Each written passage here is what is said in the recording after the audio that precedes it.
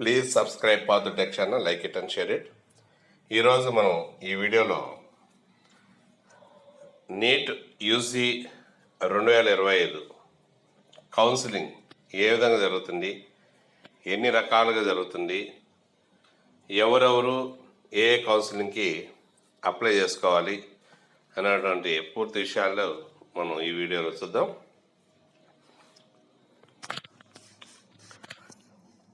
Please subscribe Parthu Tech channel, like it and share it.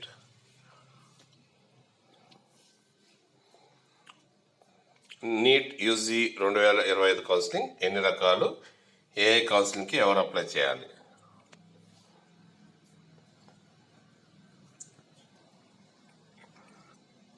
ఇంకా వీడియోలోకి వెళ్దాం. ఇక్కడ కనిపిస్తున్నటువంటి ఇవన్నీ కూడా మనం తెలుసుకుందాం. ప్రముఖంగా అయితే 2 రకాలు.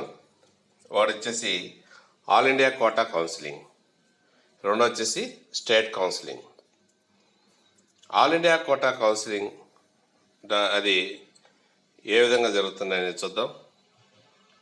ఆల్ ఇండియా కోటా కౌన్సిలింగ్కి స్టేట్ కౌన్సిలింగ్కి క్వాలిఫై ఉన్నటువంటి విద్యార్థులు అప్లై చేసుకోవచ్చు. అయితే వాళ్ళు ఖచ్చితంగా వస్తుందని గ్యారంటీ లేదు. ఆ కట్ ఆఫ్ని బట్టి వాళ్ళకి ఆయా కాలేజీలు రావడం జరుగుతుంది. మొదటగా ఆల్ ఇండియా కోటా గురించి తెలుసుకుందాం. ఆల్ ఇండియా కోటా కౌన్సిలింగ్ దాంట్లో మొదటి రకం ఎయిమ్స్ కాలేజెస్ ఉంటాయి. ప్రతి స్టేట్కి ఉంది. మరి దీంట్లో రావాలంటే మంచి ర్యాంక్ వచ్చి ఉండాలి. ఆ ర్యాంక్ వచ్చినటువంటి వ్యక్తులు వాళ్ళకి ఉన్నటువంటి అవకాశాలను బట్టి ఆ వెబ్ ఆప్షన్స్ పెట్టుకోవచ్చు. ఆ ర్యాంకును బట్టి వాళ్ళకి అలాట్మెంట్ కావడం జరుగుతుంది. ఎక్కడొచ్చినా కూడా ఆ ఎయిమ్స్ కాలేజీలో చేరడం ఉత్తమం. మరి ప్రతి ఒక్క వైద్య విద్యార్థికి ఆ ఎంబీబీఎస్ చేరిపోయే వాళ్ళకి కళ ఎయిమ్స్లో చేయడం. కాబట్టి దాన్ని ఎవరు వదులుకుంటారు? ఖచ్చితంగా ఎక్కడొచ్చినా కూడా చేరుతారు. ఈ ఎయిమ్స్ కాలేజీలో పూర్తిగా అక్కడ ఉన్నటువంటి ప్రతి సీటు కూడా 100% ఆల్ ఇండియా కోటా కౌన్సిలింగ్ ద్వారానే భర్తీ చేయబడతాయి. ఎన్ని సీట్లు ఉంటే అన్ని సీట్లు, కాలేజీలో ఎన్ని సీట్లు ఉంటే అన్ని సీట్లు కూడా 100% ఆల్ ఇండియా కోటా కౌన్సిలింగ్ ద్వారానే ఫిల్ చేయబడతాయి. ఇంకా రెండవ రకం వచ్చేసి జిప్మర్ కాలేజెస్. 75% అని ఇచ్చున్నాడు. 73 to 75% వరకు ఆల్ ఇండియా కోటా కౌన్సిలింగ్ ద్వారానే సీట్లు భర్తీ చేయబడతాయి. ఎక్కడ? జిప్మర్ కాలేజెస్లో. ఇవి ఎక్కడున్నాయంటే 2 కాలేజీలు ఉండేది. జిప్మర్ కాలేజీలో 2 ఉండేది. వాడు వచ్చేసి పుదుచ్చేరి, దాన్ని పాండిచ్చేరి అంటాము. రెండో వచ్చేసి కరైకల్లో. పుదుచ్చేరిలో ఉన్నటువంటి మెడికల్ కాలేజీ చాలా ఓల్డ్ది. కరైకల్లో ఉన్నటువంటి కాలేజీ కొత్తది అనమాట. కాబట్టి ఇంకా అంటే జిప్మర్ కాలేజీలో సీట్లు 75% వరకు మాత్రమే ఆల్ ఇండియా కోటా కింద పూర్తి చేస్తారు. మిగిలినటువంటి 25% ఆ లోకల్గా ఉన్నటువంటి వాళ్ళ స్టేటు విద్యార్థులు విద్యార్థుల చేత ఆ సీట్లన్నీ కూడా భర్తీ చేయబడతాయి. కాబట్టి 75% వచ్చేసి ఆల్ ఇండియా కోటా, 25% వచ్చేసి ఆ స్టేట్ కోటా కింద ఫిల్ చేయబడతాయి. Next deemed universities. దీంట్లో పూర్తిగా 100% ఆల్ ఇండియా కోటా కౌన్సిలింగ్ ద్వారానే భర్తీ చేయబడతాయి. Next armed force colleges. వీటిలో ఉన్నటువంటి సీట్లన్నీ కూడా 100% ఆల్ ఇండియా కోటా కౌన్సిలింగ్ ద్వారానే భర్తీ చేయబడతాయి. ఆర్మ్డ్ ఫోర్స్ కాలేజెస్ ఇవి చాలా కఠినంగా ఉంటాయి. అంటే ఈ ఆర్మ్డ్ ఫోర్స్ కాలేజ్ వెబ్ ఆప్షన్లు ఆల్ ఇండియా కోట ఆ కౌన్సిలింగ్ టైంలో పెట్టుకోలేము మనం, ఆప్షన్ ఇస్తాం మనం ఆర్మ్డ్ ఫోర్స్ కాలేజ్ అని. ఎవరైతే అప్లై చేస్తున్నారో ఈ ఆర్మ్డ్ ఫోర్స్ కాలేజ్కి వీళ్ళ పేర్లన్నీ కూడా సపరేట్గా ఆ కాలేజ్కి పంపించబడతాయి. వాళ్ళు అక్కడ లిస్టు తయారు చేసి మరి ఆ లిస్టు ప్రకటించడం జరుగుతుంది. ఆడ మళ్ళీ సపరేట్గా ఎగ్జామ్, వైవా, మెడికల్ ఫిట్నెస్ టెస్ట్లు ఇవన్నీ కూడా చేపడతాయి. అన్నీ క్వాలిఫై, మెడికల్ టెస్ట్ ఒకవేళ ఫెయిల్యూర్ అయినా కూడా ఇబ్బంది రాదు సీటు. కాబట్టి అన్ని రకాలుగా మనం పర్ఫెక్ట్గా ఉంటేనే అక్కడ సీట్ రావడం ఖాయం వస్తుంది. చాలా కఠినమైందని చెప్పుకోవాలి. ఆర్మ్డ్ ఫోర్స్ కాలేజెస్ 100% కూడా ఆల్ ఇండియా కోటా కౌన్సిలింగ్ ద్వారానే ఫిల్ చేయబడతాయి. నెక్స్ట్ ఈఎస్ఐ కాలేజెస్ దాంట్లో ఉన్నటువంటి సీట్లు 15% ఆల్ ఇండియా కోటా కౌన్సిలింగ్ ద్వారానే ఫిల్ చేయబడతాయి. దీనికి సంబంధించినటువంటి వీడియో కూడా చేస్తున్నాము, అది చూడండి.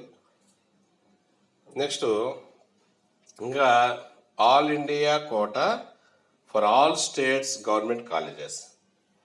దీని అర్థం ఏంటంటే మన దేశంలో ఉన్నటువంటి ప్రతి రాష్ట్రంలో ఉన్నటువంటి గవర్నమెంట్ మెడికల్ కాలేజీలో 15% సీట్లు మనకి ఆల్ ఇండియా కోటా కౌన్సిలింగ్ ద్వారా ఫిల్ చేయబడతాయి. ప్రతి రాష్ట్రంలో ఉన్నటువంటి గవర్నమెంట్ కాలేజీలు సీట్స్ 15% ఆల్ ఇండియా కోటా కింద భర్తీ చేయబడతాయి. అదేండి ఆల్ ఇండియా కోటా కౌన్సిలింగ్. ఇక వచ్చేసి రెండవది వచ్చేసి అంటే ఇక్కడ తెలుగు వాళ్ళు కూడా ఏం చేస్తారంటే మంచి ర్యాంక్ వచ్చిన వాళ్ళు ఆల్ ఇండియా కోటా కౌన్సిలింగ్లో పార్టిసిపేట్ చేస్తారు. చేసినప్పుడు అక్కడ కూడా అప్లై చేయడం ఏ కాలేజీకి ప్రిఫరెన్స్ ఇస్తారంటే తెలుగు రాష్ట్రాల్లో ఉన్నటువంటి వాటికే ప్రిఫరెన్స్ ఇవ్వడం జరుగుతూ ఉంటుంది. అంటే ఆల్ ఇండియా కోటా ద్వారా కూడా మన స్టేట్లో జాయిన్ అయ్యేదానికే మంచి ర్యాంక్ ఉన్నటువంటి వ్యక్తులు కూడా ప్రయత్నం చేస్తుంటారు. కానీ ఆ విధంగానే అనుకోకుండా బయట రాష్ట్రాల్లో కూడా మంచి కాలేజెస్ ఉన్నాయి, మెడికల్ కాలేజెస్. మరి ఆ కాలేజీలో మీకు వస్తుంది కాబట్టి ఆ ప్రయత్నాలు కూడా చేయండి. అంటే మనం అదర్ స్టేట్స్కి పోయేదానికి చాలామంది ఏదో భయపడుతూ ఉంటారు, ఇష్టపడరు. ఆ భావన తొలగించండి. చదువు మనం ఎక్కడికైనా వెళ్ళి మన దేశంలో చదువుకోవడానికి ప్రయత్నం చేయాలి. ఆల్రెడీ మీకు మంచి మార్కులు వచ్చినాయి కాబట్టి ఇంకా మీకు ఎక్కడైనా కూడా చదువుకోవడానికి అవకాశం ఉంటుంది. ఆ విధంగా మీరు ఆ అవకాశాన్ని వినియోగించుకోండి. ఇంకా నెక్స్ట్ రెండవది స్టేట్ కౌన్సిలింగ్. స్టేట్ కౌన్సిలింగ్లో కాలేజీలు 2 రకాలు, గవర్నమెంటు, ప్రైవేటు. మరి 85% స్టేట్ కౌన్సిలింగ్ ద్వారా ఫిల్ చేయబడతాయి. ప్రైవేట్ కాలేజీలో 100% ఫిల్ చేయబడతాయి. సో ఇక్కడ మనకు డౌట్ రావచ్చు, స్టేట్ కౌన్సిలింగ్లో 85% ద్వారా ఫిల్ చేస్తారు కదా గవర్నమెంట్ కాలేజీలో, మిగిలిన 15% అంటే ఇందాక మనం చెప్పుకున్నాం ఆల్ ఇండియా కోటా కౌన్సిలింగ్లో 15% ప్రతి గవర్నమెంట్ కాలేజీలో ఫిల్ చేయబడుతున్నాయి. ఆ 85 ఈ 15 రెండు కలిపితే 100 అయిపోయింది. సరే, దీంట్లో 3 రకాలు చేశారు. కన్వీనర్ కోటా, దాన్ని ఏ కేటగిరీ అంటాం. మేనేజ్మెంట్ కోటా, దాన్ని బి కేటగిరీ అంటాం. ఎన్ఆర్ఐ కోటా, దాన్ని సి కేటగిరీ అంటాం.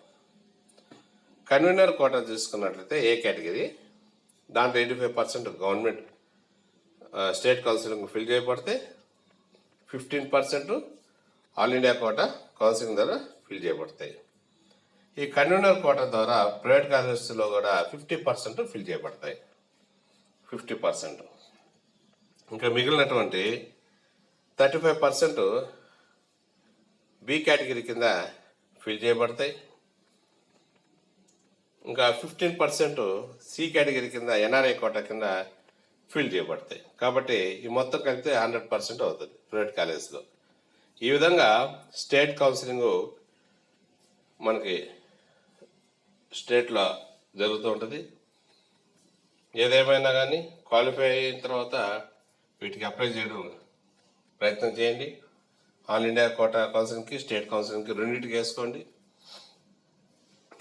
ఆ విధంగా మనం కౌన్సిలింగ్లో పార్టిసిపేట్ చేయాలి. నెక్స్ట్ ఇంకా కమ్యూనిటీ పరంగా రిజర్వేషన్ వివరాలు చూద్దాం. ఇది ఇప్పుడు మనకి ఇక్కడ కనిపిస్తున్నటువంటిది central quota. So state quota కాదు, ఇది central quota, all India quota అంటాము. ఆల్ ఇండియా కోటాలో ఈ విధంగా రిజర్వేషన్ సిస్టమ్ అనేది మెయింటైన్ చేస్తారు. మరి అవి ఏంటంటే ఎస్సీ కమ్యూనిటీకి వచ్చేసి 15%, ఎస్టీ వచ్చి 7.55%, ఓబీసీకి వచ్చేసి, ఓబీసీ అంటే బీసీలో ఉన్నటువంటి వచ్చేస్తాయి, బీసీఏ, బీసీడీఈ వీటన్నిటిని కలిపి ఓబీసీ అంటాము. సో నాన్ క్రిమీ లేయర్ అయి ఉండాలి. నాన్ క్రిమీ లేయర్ అంటే శాలరీ లేదా ఆదాయాలు మొత్తం అన్నీ కలిపి సంవత్సరానికి 8 లక్షల లోపల ఉండాలి. 8 లక్షల వరకే maximum. So OBC, BCA, BCB, BCC, BCD, BC వీటన్నిటికి సంబంధించి 27% రిజర్వేషన్ ఉంటుంది. అది కూడా వాళ్ళు ఎలా ఉండాలంటే నాన్ క్రిమీ లేయర్గా ఇన్ సెంట్రల్ లిస్టులో ఉన్నటువంటి దాని ప్రకారంగా ఉండి, క్యాస్ట్ ఉండి, తర్వాత వచ్చేసి నాన్ క్రిమీ లేయర్గా ఉండాలి. అంటే శాలరీ కానీ ఇతర ఆదాయ వనరులు కానీ సంవత్సరానికి 8 లక్షల లోపల ఉండాలి. పీడబ్ల్యూడి వీళ్ళకి వచ్చేసి హారిజాంటల్ రిజర్వేషన్ అంటే ఈ పైన చెప్పిన విధంగా ప్రకారమే వాటిలో 5% ఉంటుంది. తర్వాత ఈడబ్ల్యూఎస్ ఎకనామికలీ వీకర్ సెక్షన్, వీళ్ళకి 10% వరకు రిజర్వేషన్ ఉంటుంది. ఈ విధంగా రిజర్వేషన్ సిస్టమ్ అనేటువంటిది మనకి ఆల్ ఇండియా కోటాలో వాళ్ళు అక్కడ చేయడం జరుగుతుంటుంది. Please subscribe Paathu tech channel, like it and share it. Thank you.